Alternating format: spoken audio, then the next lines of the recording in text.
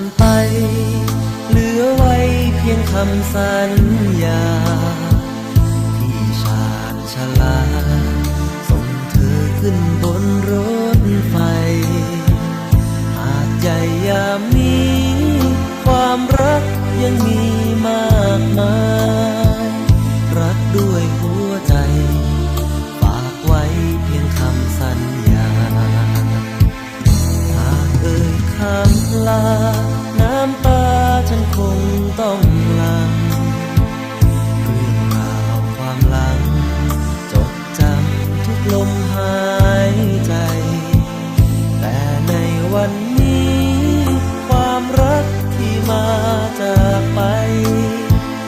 สิ้นเสียงรถไฟ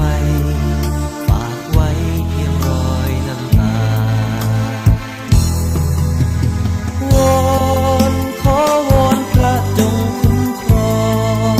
งให้เราทั้งสองกลับมารักกันอีกคนตราบจนอาทิตย์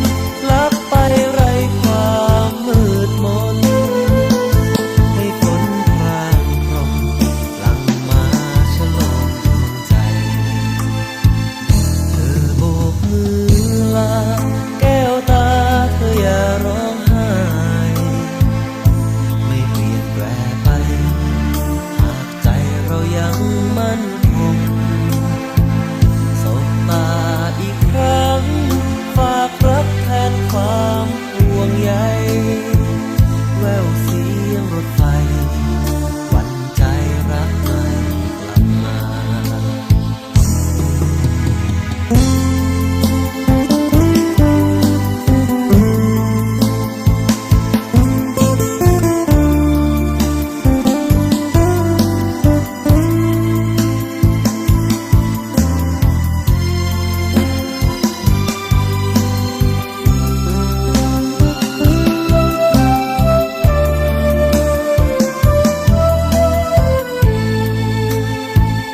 หากเอ่ยคำลา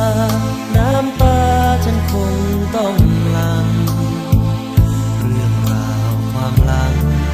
จดจำทุกลมหายใจแต่ในวันนี้ความรักที่มาจากไปสิ้นเสียงรถไฟ